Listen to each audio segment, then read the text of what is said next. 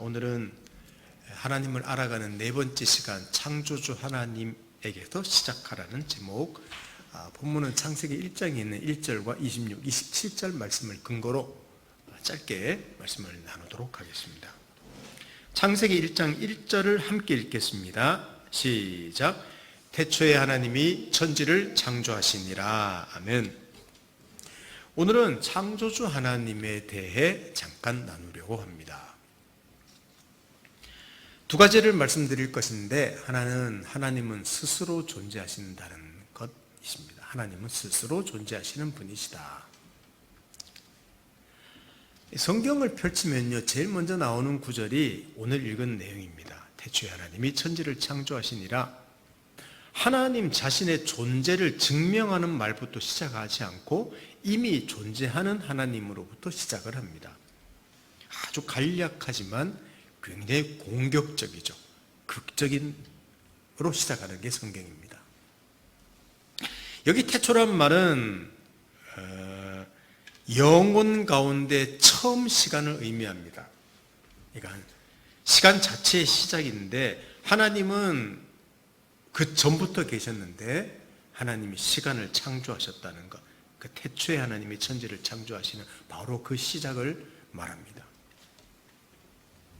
근데 성경이 이것을 기록하고 있기 때문에 우리는 그냥 듣는 것이지 아무도 체험해 본 적이 없습니다. 본 적도 없습니다.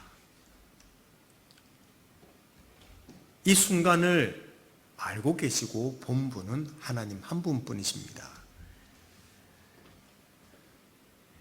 그러니까 하나님만이 이것을 가르쳐 줄 수 있고, 바로 그것이 성경에 기록되어 있죠. 그러면 모든 것의 시작은 어디에서 출발하면 좋을까요? 모든 시작을. 또 그 모든 것들의 해결책은 그러면 어디서 찾으면 좋을까요? 그리고 그 모든 것들의 그 목적은 어디서 또 찾으면 좋을까요? 사실 성경은 간단하게 이야기합니다. 하나님이 창조주시기 때문에 거기서 시작하고 거기서 끝을 맺어야 됩니다. 이것이 지혜로운 인생인 것이죠. 하나님 자신의 이름을 드러낸 곳이 참 많지만 독특한 구절이 하나 있는데, 창세기에 보면 이스라엘 백성이 출애굽하는 430년의 노예 생활을 끝내고 출애굽할 때 하나님이 모세에게 나타나셔서 자기를 계시하신 내용이 나옵니다. 여기 보시면 출애굽기 3장 13, 14절을 보십시오. 제가 읽어드릴 테니까 한번 잘 들어보십시오. 눈으로 보시고. 모세가 하나님께 아뢰되 내가 이스라엘 자손에게 가서 이르기를 너희의 조상의 하나님이 나를 너희에게 보내셨다 하면 그들이 내게 묻기를 그의 이름이 무엇이냐 하리니 내가 무엇이라고 그들에게 말하리이까? 하나님이 모세에게 이르시되 나는 스스로 있는 자이니라. 또 이르시되 너는 이스라엘 자손에게 이같이 이르기를 스스로 있는 자가 나를 너희에게 보내셨다 하라. 여기 보시면 나는 스스로 있는 자다라고 하나님이 자기를 계시하십니다. 성경 한번 영어 있는 거 보십시다. 여기 영어로 보시면 나는 스스로 있다는 표현을 영어 번역은 이렇게 합니다. I am who I am 이라고 합니다. 또는 I will be who I will be 라고 번역하기도 합니다. 이런 말이죠. 나는 항상 am이란 말은 현재형 아닙니까? 현재형이란 말은 과거에도 현재라는 말입니다. 지금도 현재라는 말입니다. 미래도 현재라는 말입니다. I am, 나는 그냥 언제나 존재하는 존재다. I will be, 나는 지금도 존재하지만 이 똑같은 내가 영원히 존재한다. 그런 의미입니다. 그러니까 영원 전부터 내가 존재하고 이 나라는 나는 변하지 않고 미래도 변함없이 존재하는 나, 이런 뜻이 바로 스스로 있는 자라는 말. 이게 하나님이에요. 변치 않는 영원하신 하나님이란 분이죠. 이것을 히브리어 발음으로 했을 때 야훼라는 말로 하기도 하고 우리 번역에는 여호와라고 번역하기도 합니다. 그러니까 여러분, 여호와 하나님, 여호와 하나님, 우리는 잘 안 씁니다. 여호와라는 말을. 이스라엘 사람들은 야훼라는 말을 많이 쓰는데, 야훼 하나님이라고 말하는 말은 그런 의미입니다. 하나님, 하나님은 근본이십니다.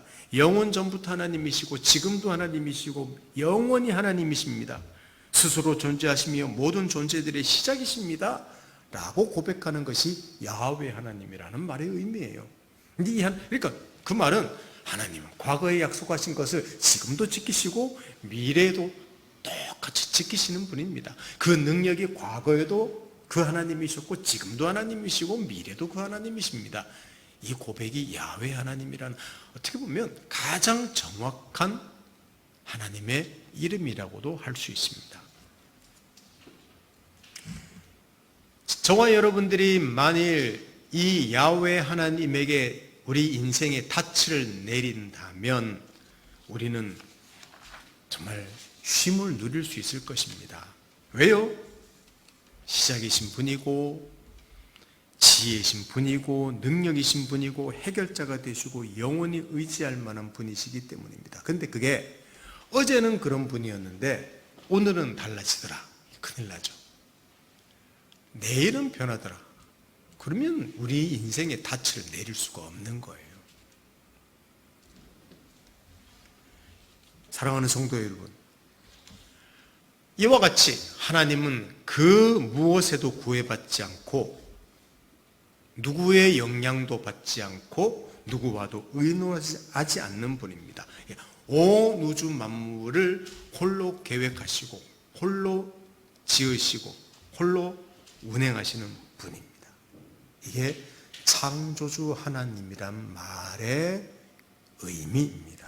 그래서 바울도 구원 계획을 로마서에서 로마에 있는 교인들에게 설명한 다음에 많이 설명합니다. 우리 로마서에서 좀 살펴보고 있습니다만은 참 바울의 그 편지도 쉽지는 않아요. 근데 하나님의 계획을 다 적고 나서는 그 구원의 어떤 계획을 적은 마지막 부분에 뭐라고 적었는가 하면 한번 보십시다.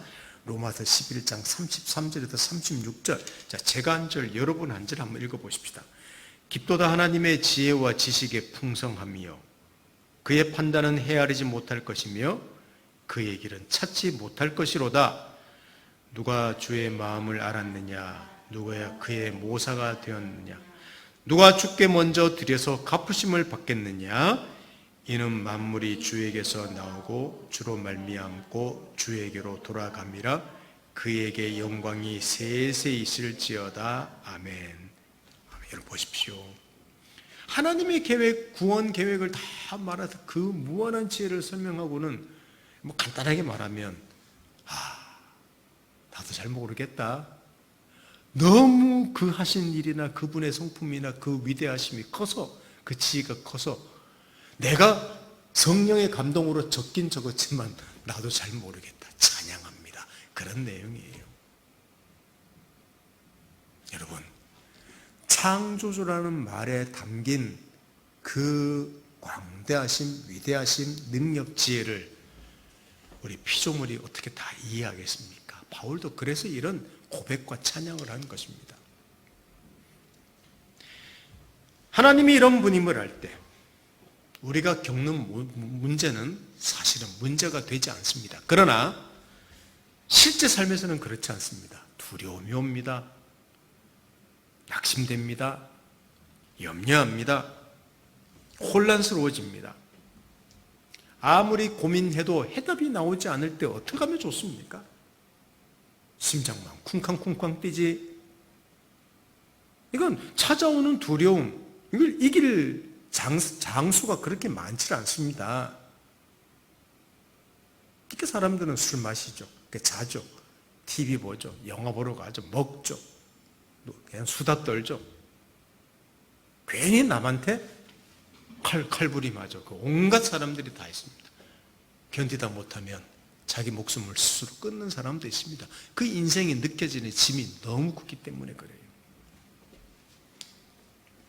그런데 이 모든 문제들보다 먼저 존재하시고 통치하시고 인도하시는 분이 있다는 사실을 알 때 여러분, 그분을 찾아서 그분을 알아가고 의지할 때 여러분 궁극적인 해결책을 찾을 수 있지 않겠습니까? 왜냐하면 그분이 창조주기 때문에 그렇습니다. 구약에 야곱이라는 인물이 있었습니다. 장교의 대왕이죠. 좀 부정적인 표현을 해서 그렇지 똑똑한 지혜로운 사람입니다. 그런 하나님보다 훨씬 빨리 움직이는 사람입니다. 그래서 얼마나 열심히 살았는지 부인도 많고요, 자식도 많고요, 재산도 많고요. 자기가 동생으로 쌍둥이지만 동생으로 태어났다는 그 서름을 외삼촌 집에 가서 부자가 되어서 엄청난 파란만장한 인생을 삽니다. 근데 고향으로 돌아오는 길에 형이 군사를 데리고 온다는 소식을 듣고는 이제 두려움이 찾아오는데 자기가 모았던 재산, 자기가 거느리는 종들, 부인들 다 소용없습니다. 찾아오는 두려움을 이길 방법이 없어요. 그것이 해결을 주지 않기 때문이라는 말입니다. 근데 하나님이 찾아오시죠. 그는 기도했다고 말하는데 기도한 게 아니라 너무 두려워서 밤에 조마조마하고 있을 때 하나님이 그에게 찾아오셨습니다. 그리고 씨름을 겁니다. 삿발을 잡고 야 시작하자 그러고 씨름했다고 나오지만 다른 말로 하면 누가 이기나 싸운 겁니다. 내가 하나님이야 싸우자. 그러고는 하나님이 져주십니다. 그리고 그의 이름을 바꿔주시고 축복해 주십니다. 그리고 이름을 야곱이 아니라 이스라엘로 바꾸라고 합니다. 이스라엘. 창세기 32장 28절 메시지 성경으로 제가 읽어드릴게요. 그 사람이 말했다. 아니다. 싸우고 난 다음에 하나님이 하시는 말씀이에요. 이제 내 이름은 더 이상 야곱이 아니다. 네가 하나님과 씨름하여 이겼으니 이제부터 내 이름은 이스라엘, 하나님과 씨름한 자이다. 이렇게 말했습니다. 하나님과 씨름했다는 게 뭐가 중요합니까? 다른 말로 하면 하나님과 해결했다는 말입니다. 다른 데 가서 해결한 게 아니라 하나님에게로 찾아가서 하나님이 다가와서 해결점을 주셨다는 말인 것이죠. 이 말은 맞습니다. 하나님을 만나야 합니다. 하나님이 만나 주셔야 합니다. 이것이 야곱의 이름이 되었고 그 뒤로 이스라엘 하나님 백성의 이름이 되었고 우리 그리스도인의 이름도 영적 이스라엘이라고 하지 않습니까? 바로 우리는 하나님과 싸우는 자가 되었다는 말입니다. 거기서 형통한 삶이 시작됩니다. 여러분, 우리에게 그 길이 무슨 길인 줄 압니까? 하나님과 싸우는 시간? 좀 쉽게 표현한다면 성경을 가지고 씨름하는 시간, 기도하면서 씨름하는 시간, 이게 하나님과 씨름하는 시간이에요. 우리가 쉽게 눈으로 볼 수 있는 시간은 그런 시간이에요. 그러니까 종교적인 짐으로 느끼는 모두 의무 같은 시간이 아니에요. 일정한 시간이 되면 묵주하듯이 외우고 1시간, 2시간 기도 이런 시간이 아니라 어떤 모든 문제를 놓고 하나님과 해결하는 시간, 일상의 삶을 가지고 하나님과 해결하는 시간, 이게 성경 묵상 시간이고 기도 시간이에요. 내가 묵상하는 것처럼 보이지만, 내가 기도하는 것처럼 보이지만 아닙니다. 하나님이 싸워보자고 찾으시라는 시간입니다. 그러니까 이 위대함, 이 엄청남을 모르기 때문에 성경 읽고 묵상하고 기도하는 일에 두다는 것이죠. 우리가 너무너무 위대한 시간을 내가 지금 가지고 있구나, 좀 이런 어떤 생각으로 말씀을 보고 기도한다면 좋겠습니다. 한 가지 더 말씀드린다면, 하나님은 자신을 제외한 모든 것을 창조하셨다는 것을 말씀드리고 싶습니다. 하나님께서 천지를 창조하셨다고 말씀했습니다. 이게 창조한다는 말은 두 가지, 그 히브리어는요, 이 두 가지 경우에만 사용한다고 합니다. 특별한 히브리어인데, 하나는 오직 하나님만 할 수 있다고 하는 단어고, 하나는 아무것도 없는 데서 만들어낼 때 창조한다는 말을 사용했다고 합니다. 근데 더 정확하게 말한다면 이 하나님이 만든 것들이 없었을 뿐이지 하나님은 계셨고 그의 지혜도 계셨고 그의 의지도 있었고 또 그의 능력도 사실은 존재했습니다. 성경은 매우 일관성 있게 하나님의 창조는 그의 능력과 지혜의 결과임을 말하고 있습니다. 로마서 1장 20절을 같이 읽어보겠습니다. 로마서 1장 20절을 같이 읽어보겠습니다. 시작. 창세로부터 그의 보이지 아니하는 것들 곧 그의 영원하신 능력과 신성이 그가 만드신 만물에 분명히 보여 알려졌나니 그러므로 그들이 핑계하지 못할지니라. 모든 이방인들도 하나님 모르는 백성들도 알 수 있는 것이 세상 만물에 하나님의 능력과 지혜가 충분히 나타났다는 것입니다. 자연 계시라고 일반 계시라고 말하지 않습니까? 우리는 현대 과학을 말하고 있습니다. 그런데 과학은 사실 하나님 창조의 세계에 그냥 한쪽 귀퉁이만 건드리고 있을 뿐입니다. 대부분의 영역은 신비로 남아 있습니다. 이 창조의 신비를 알면 알수록, 느끼면 느낄수록 사실 창조주 하나님 앞에 굴복하게 되어 있습니다. 여러분, 어떻게 이 창조의 신비를 보고 그냥 물론 대단하다, 뭐 영어로 말하면 fantastic 이렇게 말할 수도 있겠지만 여러분, 그걸로는 부족한 거예요. 이야, 이 어떻게 지난번 설교 때도 말씀드리지 않습니까? 어떻게 저절로 만들어졌을까? 예라이, 이거는 창조밖에 생각이 나지 않아요. 놀랍습니다. 찬양할 수밖에 없는 거예요. 근데 이 창조사역의 절정은요, 어디에 있는 줄 아십니까? 자연도 너무 대단한데 사실은 성경은 인간에게 있다고 말하고 있습니다. 자, 창세기 1장 26, 27절을 봅니다. 이것도 같이 읽어보겠습니다. 시작. 하나님이 이르시되 우리의 형상을 따라 우리의 모양대로 우리가 사람을 만들고 그들로 바다의 물고기와 하늘의 새와 가축과 온 땅과 땅에 기는 모든 것을 다스리게 하자 하시고 하나님이 자기 형상 곧 하나님의 형상대로 사람을 창조하시되 남자와 여자를 창조하시고. 아멘. 어느 피조물한테 그 피조물이 다른 피조물들을 다스리게 하자, 그리고 내 형상대로 만들자, 우리 형상대로 만들자고 한 피조물이 어디에 있습니까? 없습니다. 유일한 피조물이에요. 그리고 마지막 날에 창조했다는 말에도 그 의미가 있습니다. 너무 중요한 존재이기 때문입니다. 자, 마지막 날에 창조하셨죠. 자기 형상을 따라 창조하셨죠.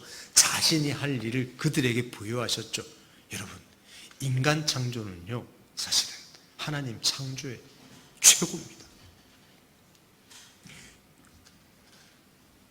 유명한 크리스찬 의사로서 작고한 폴 브랜드라는 분이 있는데 그런 분이 있다고 하십시오. 유명한 기독교 작가 필립 얀시와 함께 쓴 책이 있습니다. 나를 지으신 하나님의 놀라운 손길이라는 책이 있는데 그 책의 내용이 한 부분을 제가 발췌해서 말씀드리겠습니다. 그러니까 이 의사는요, 평생을 의사로 살아오면서 인간의 세포를 관찰한 의사예요. 근데 이 세포를 관찰하면서 창조주를 발견하고 매일매일, 그는 매일 경이롭지 않은 날이 없다고 고백합니다. 세포를 관찰하면서. 살아있는 세포야말로 지상 최대의 경이 중에 하나일 것이다, 이렇게 말한 의사입니다. 자, 그의 말입니다. 나는 내 생애 중 누구라도 이 세포의 신비를 설명하는 데 성공한다면 나는 공중에 광고문을 쓰는 여러 비행기를 전세에 내어서 하늘 높이 나르면 내 돈이 바닥날 때까지 온 하늘에 감탄 부호를 연달아 뿌리며 다니겠다. 여러분, 이렇게 말을 했습니다. 인간의 세포를 연구하면서 얼마나 그 신비함에 이 사람은 그냥 항복한 거예요. 하나님의 그 신비에, 창조의 신비에 항복한 거예요. 시편 기자가 이렇게 경이롭게 고백한 것을 우리도 이렇게 함께 경이롭게 고백할 수밖에 없는 거예요.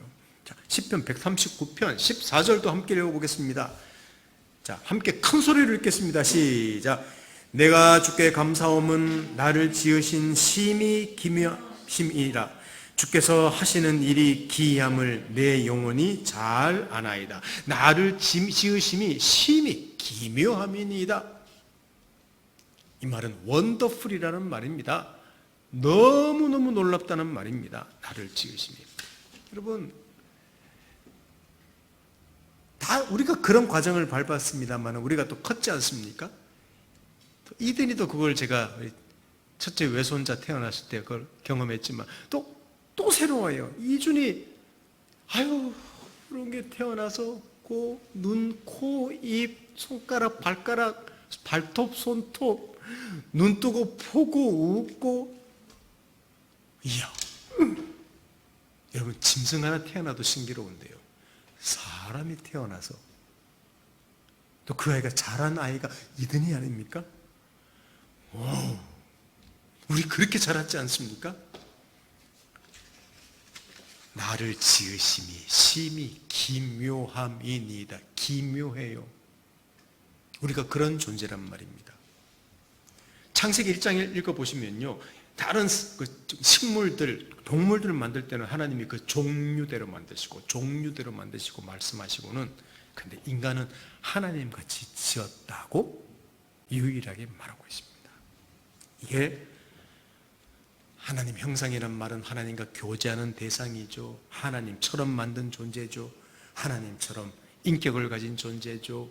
또 하나님이 특별히 사랑하는 존재죠. 하나님과 교제할 수 있는 존재죠. 하나님이 기대하시는 대상이라는 말입니다. 이게 인간입니다. 그러므로 우리 인간은 우리의 시작과 과정과 끝을 어디에서 찾아보는 것이 지혜롭고 분명한 길인가 하면, 나를 창조한 분이 계시는구나. 나는 그 창조로부터 시작되었구나. 그분이 나를 주관하시는구나. 내가 그분에게로 가는구나. 여러분, 이 처음과 끝을, 과정을 잘 안다면 우리 인생은 목적이 있고 지혜로운 인생을 사는 거예요. 풍성한 인생을 사는 기초를 닦은 거예요.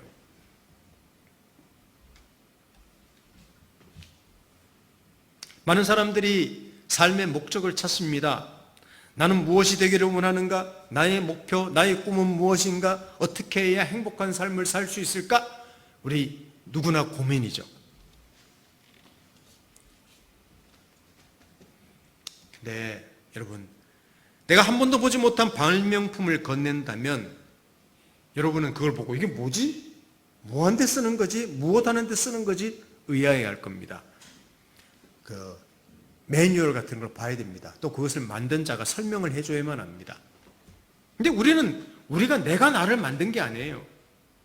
부모가 나를 낳게 했지만 그것도 생명의 신비라는 말입니다. 부모도 나를 몰라요. 도대체 어떤 존재를 낳는지도 몰라요. 태어나 보니까 저런 아이가 태어난 거예요. 근데 나를 지으신 분은 있습니다. 다 아시는 분은 있습니다. 그분이 하나님이라는 거예요. 그 인생이 얼마나 선명하겠습니까? 그렇지 않습니까? 바로 거기에서 우리 인생을 시작해야 되고, 또 그분을 찾아야 되고, 만나야 되고, 그분과 함께 해야 되고, 그분과 영원히 동행해야 되는 거. 이게 우리 인생에서 가장 중요한 기초가 아닐까. 물론 다른 많은 것들이 필요합니다만은 그것을 말씀드리고 싶은 거예요. 삶의 목적을 발견하게 해준다는 많은 책이 있습니다. 이렇게 말하죠. 당신의 꿈을 생각하십시오. 가치관을 명확하게 하십시오. 목표를 설정하십시오. 무엇을 잘하는지 찾아보십시오. 목표를 높게 설정하십시오. 그것을 위해서 전심전력하십시오. 여러분 자신이 중요합니다. 목표를 이룰 수 있다고 여러분 당신 자신이 믿어야 합니다. 그리고 다른 사람과 꿈을 공유하십시오. 아이고 숨이 차. 이런 이야기들이 그냥 서점만 가면 널려 있는 게 베스트셀러입니다. 특별히 너무너무 혼탁한 시대에 살고 있기 때문에 이런 책들이 베스트셀러가 되고 있는 시대입니다. 또 그리고 이런 내용을 이야기해주고 자기 개발, 또 이런 심신이 망가진, 관계가 망가진 사람들을 치료해주기 위해서 뭔가 상담하는, 심지어는 개까지 해주는 개 상담, 어떤 또 유명한 상담사들 TV에서 나와서 그냥 춘추 전국 시대를 이룬다고 해도 과언이 아닐 정도로 그런 분들이 많습니다. 이 인간의 필요가 너무 많다는 거예요. 다 필요한 것들입니다. 저는 절대 부정하지 않습니다. 저에게도 필요한 것이니까요. 또 그런 것들 도움받아서 우리 인생이 성공하기도 합니다. 왜? 실제로는 그 목표를 위해서 열심히 뛰기 때문에 목표를 이루죠. 근데 이거는 꼭 기억하십시오. 여러분, 그러나 성공한다는 것과 내 삶의 목적을 이루는 것은 같지 않을 수 있다는 사실을 꼭 기억하시면 좋겠습니다. 그러니까 내가 성공했다. 돈 많이 벌어도 성공한 거죠. 자식들 잘 돼도 성공한 거죠. 근데 내 삶의 목적을 이룬 것 다를 수 있습니다.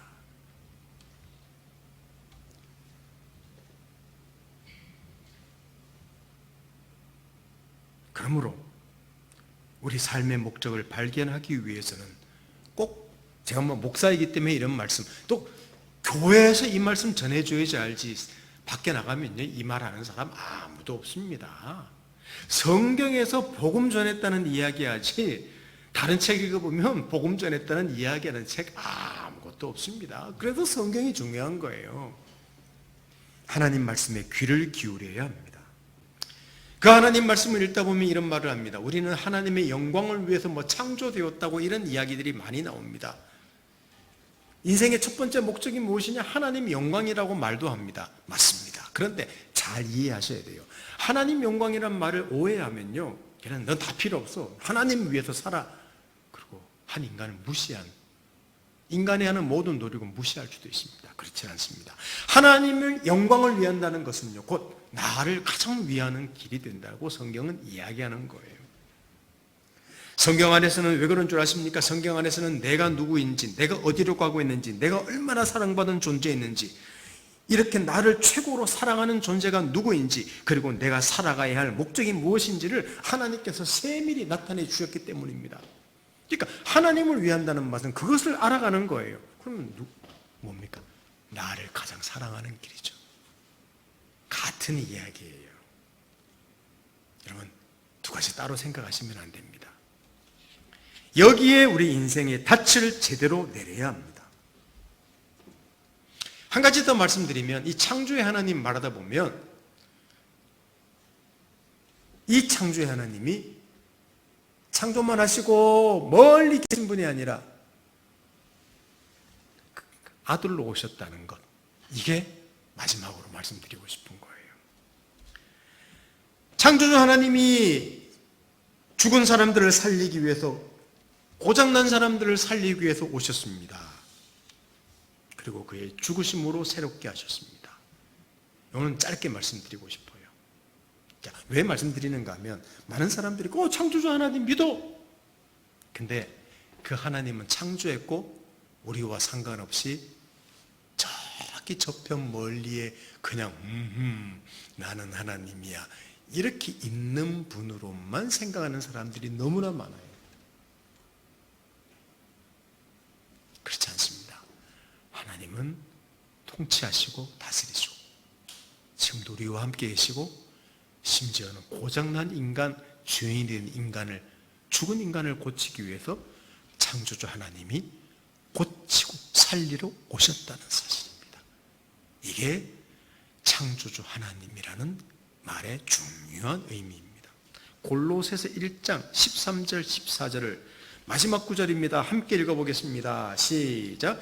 그가 우리를 흑암의 권세에서 건져내사 그의 사랑의 아들의 나라로 옮기셨으니 그 아들 안에서 우리가 속량 곧 죄사함을 얻었도다. 그랬습니다. 아들의 나라, 사랑의 아들의 나라로 우리를 옮기셨다. 이 말은 아들께서 우리를 구원하셨다는 말입니다. 저는 뭐 여기에 대한 다른 어떤 설명을 하지 않고 제가 최근에 묵상한 내용을 좀 잠깐 말씀드리고 설교를 마치려고 합니다. 최근에 성경 사도행전을 묵상하고 그전에도 말씀 묵상하면서 반복해서 제 마음을 이끄신 내용이 있습니다. 뭐 들어보면 여러분 너무 당연한 이야기 같지만 예수 그리스도가 누구신가를 제대로 알고 풍성히 누리고 그것을 제대로 가르쳐야 한다. 이런 교훈입니다. 이게 목사인 제가 또 우리 쉼을 담는 교회가 해야 될 가장 중요한 일이다. 에이 목사님 그거 뭐 다 아는 이야기를 하십니까? 교회가 그러면 예수 전하지. 맞습니다. 사도행전을 묵상하면서 하나님이 아들을 보내시고 세상을 살려내셨는데 또 자기 사람들을 세상으로 보내시면서 유대인이나 이방인들이나 할 것 없이 모든 사람들에게 그렇게 보내어서 한 일이 무엇인가 하면 아들 예수 그리스도 안에서 하나님께서 하신 일을 반복해서 전하는 일이었습니다. 이게 사도행전이었습니다. 이게 하나님의 마음입니다. 나도 복음 전해야지 이 정도 이야기가 아니라 어쩌면 너무 진부해 보이는 이야기처럼 보이는 내용들이 사도행전에 가득 들어 있습니다. 에이 바울도 복음 전했어. 베드로도 복음 전하네. 여기 가도 복음 전했어. 그러면 그 말씀 묵상하는 사람들 다 어떻게 적용합니까? 우리도 복음 전합시다. 우리도 사도행전적 교회가 됩시다. 여러분 그게 적용이어야 되어요. 여러분 그것이 교회의 시작이 되었습니다. 그게 교회가 기초였습니다. 그것이 세상 교회로 흩어졌습니다. 시대가 바뀌어도 현대 세대가 아무리 새로운 것을 추구하고 많은 필요가 있다고 하더라도 여러분 하나님과 하나님이 일하심도 변함이 없고요. 인간의 본질도 변함이 없습니다. 변치 않습니다. 그러므로 우리 시대 바울 시대 때 초대교회 사도행전 때의 필요가 예수 그리스도를 증거하는 것이었다면요. 물론 그 당시도 로마의 문명이 있었기 때문에 수많은 필요들이 있었겠죠. 그러나 그 수많은 필요들 속에 뚫고 들어가 은밀하게 근데 위대하게 뭐 영화 제목 같네요. 은밀하게 위대하게 하나님이 자기 일 하신 것은 복음 아닙니까? 여러분 이게 우리 시대에도 중요한 일이구나.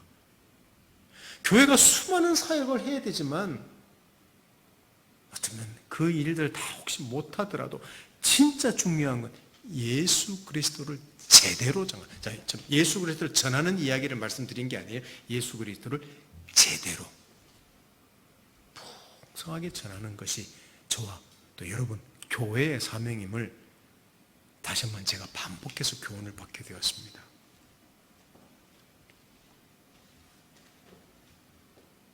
물론 지금까지도 저는 복음을 전했습니다. 그 일을 했습니다. 그리고 여기 이곳으로 교회를 옮겨서 많은 필요들, 우리 쉼을 담는 교회라고 이름을 바꾸면서 무엇을 해야 될까 생각도 많이 했지만 다른 필요들도 채우겠지만 앞으로도 여러분 가장 먼저 우리가 예수 그리스도를 깊이 알고 누리면서 풍성히 누리면서 주변 사람들한테 한 사람 한 사람씩 초청해서 예수를 나누고 소개하고 그것만이 교회가 할 수 있는 사실 유일한 길이에요. 교회에서 무슨 바자회 한다, 교회에서 무슨 세상을 그러면 사람들이 와 교회가 멋진 일을 한다 박수를 칠 수 있습니다. 근데 세상에 할 수 없는 일이 있습니다. 이런 일들은 여기 상담도 할 수 있어요. 그 세상도 할 수 있습니다. 바자회도 해요. 세상도 할 수 있습니다. 뭐 사회 사업을 해요? 할 수 있습니다. 하나 못하는 게 있어요. 예수 그리스도를 알려주는 것은 교회만 할 수 있습니다. 그리스도인만 할 수 있는 거예요. 그래서 중요한 것입니다. 저는 얼마 더 사역할지 모릅니다. 그러나 예수를 좀 더 알고 더 깊이 정리하고 더 심플하게 만들어서 또 그것을 위해서 내용이나 방법도 계속 찾아 나갈 것입니다. 고장난 인생 또 죽은 인생이 어디서 고치는지 알 때 이것을 위해서 우리 교회가 또 저와 여러분이 그 일을 위해서 우리는 좀 존재하는 또 존재이구나 그것을 좀 알면 좋겠다는 것입니다. 상담사의 도움이 필요합니다. 대학병원의 치료도 필요합니다. 여러 문명의 이기들도 도움이 필요할 것입니다. 그러나 창조주 하나님, 창조주 예수 그리스도의 이 일하심을 우리가 제대로 알고 누리지 못한다면 우리 인생의 풍성함은 누릴 수가 없는 것입니다. 우리 그냥 똑똑하다고 할 수 있습니다. 건강하다고 할 수 있습니다. 진짜 지혜로움과 진짜 똑똑함과 진짜 멋있는 인생, 진짜 목적 있는 인생은요, 나를 지으신 분이 계시구나, 나를 주관하시는 분이 계시구나, 내가 가야 할 곳이 있구나, 나를 구원하신 분이 계시구나. 왜 하나님의 아들이 오셨지? 그 하나님을 세밀하게 단순하게 알아가면서 내 인생의 영혼을 채우고 조금씩 채우다 보면요, 그 인생의 삶의 풍성함이 넘쳐날 것입니다. 그게 저와 여러분, 우리 교회의 사명인 줄 압니다. 오늘 창조주의 하나님에게서 시작하는 것이 저와 여러분, 그리고 사람을 살리는 유일한 길임을 꼭 기억하십시다. 함께 기도합니다. 하나님 아버지, 창조주 하나님 알아가길 원합니다. 알려주셨습니다. 더 알려주시고 깊이 항복하여 우리 인생의 풍성함과 길과 멋진 인생의 목적을 찾아나갈 수 있는 그런 인생 되도록 저희들을 도와주십시오. 예수님의 이름으로 기도드립니다. 아멘.